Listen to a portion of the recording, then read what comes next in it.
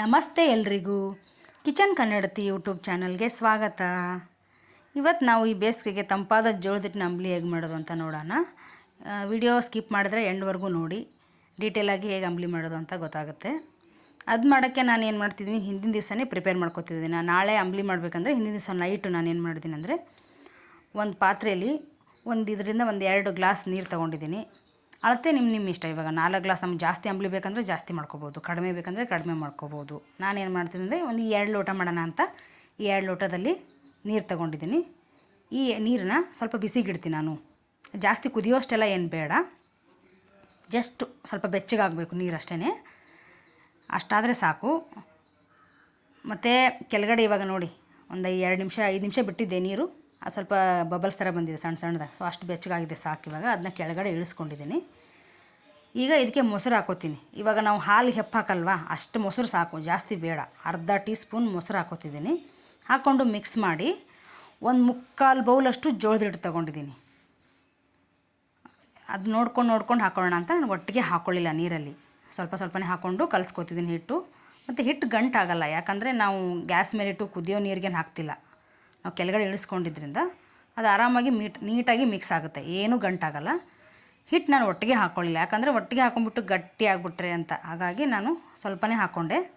ಅದು ಕರೆಕ್ಟಾಗಿ ಆಗೋಯ್ತು. ಆ ಹಿಟ್ಟಿಗೂ ನೀರಿಗೂ ಹದವಾಗಾಯಿತು ನೀಟಾಗಿ. ಒಂದು ಸ್ವಲ್ಪನೂ ಎಲ್ಲೂ ಅದು ಒಂಥರ ಹಿಟ್ಟು ಮಿಕ್ದಿರ ಎಲ್ಲನೂ ನೀಟಾಗಿ ಒಂದೇ ಇವನಾಗಿ ಮಿಕ್ಸ್ ಮಾಡಿಕೊಂಡು ಅದನ್ನು ಹಾಗೆ ಮುಚ್ಚಿ ಓವರ್ನೈಟೆಲ್ಲ ಬಿಟ್ಟೆ ನಾನು.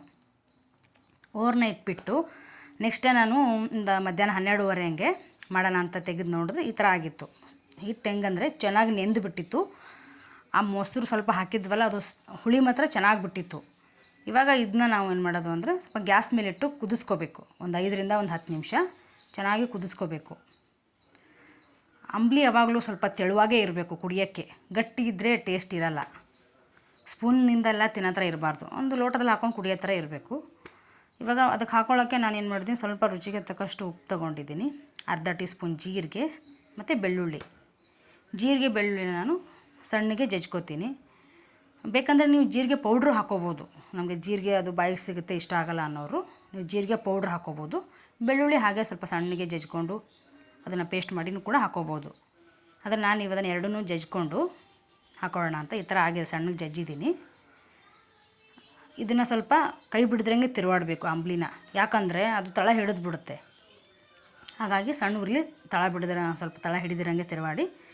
ಇವಾಗ ನಾನು ಕಲ್ಲುಪ್ಪು ಹಾಕೋತಿದ್ದೀನಿ ರುಚಿಗೆ ತಕ್ಕಷ್ಟು. ಅದು ಎಷ್ಟಾಗುತ್ತೋ ಸ್ವಲ್ಪ ನಾನು ಇದನ್ನು ಹಾಕ್ಕೊಂಡು ಕರ್ಗದ ಮೇಲೆ ನಾನು ಟೇಸ್ಟ್ ನೋಡಿದೆ, ಕರೆಕ್ಟಾಗಿತ್ತು. ಕಮ್ಮಿ ಅನಿಸಿದ್ರೆ ನೀವು ಇನ್ನೂ ಸ್ವಲ್ಪ ಹಾಕ್ಕೋಬೋದು. ಉಪ್ಪು ಮಾತ್ರ ಯಾವಾಗಲೂ ಕಡಿಮೆನೇ ಹಾಕಬೇಕು, ಅದು ರುಚಿಗೆ ಎಷ್ಟು ನೋಡಿಕೊಂಡೇ ಹಾಕಬೇಕು. ಮತ್ತು ಇವಾಗ ಒಂದು ಕುದಿ ಬಂತು ನೋಡಿ ಅಂಬಲಿ. ಈ ಕುದಿ ಬಂದಮೇಲೆ ನಾನು ಇವಾಗ ಬೆಳ್ಳುಳ್ಳಿ ಮತ್ತು ಜೀರಿಗೆ ಜಜ್ಕೊಂಡಿದ್ನಲ್ಲ ಅದನ್ನು ಇವಾಗ ಹಾಕ್ಕೊಂಡು ಅದು ಹಾಕ್ಕೊಂಡ್ಮೇಲೆ ಒಂದು 5 ನಿಮಿಷನೇ ಕುದಿಸಿದೆ. ಅದು ಆ ಫ್ಲೇವರೆಲ್ಲ ಬಿಡಬೇಕಲ್ಲ, ಜೀರಿಗೆ ಮತ್ತು ಬೆಳ್ಳುಳ್ಳಿ, ಅದು ಅಂಬಲಿಯಲ್ಲಿ ಚೆನ್ನಾಗಿ ಮಿಕ್ಸ್ ಆಯಿತು ಕುದ್ದು.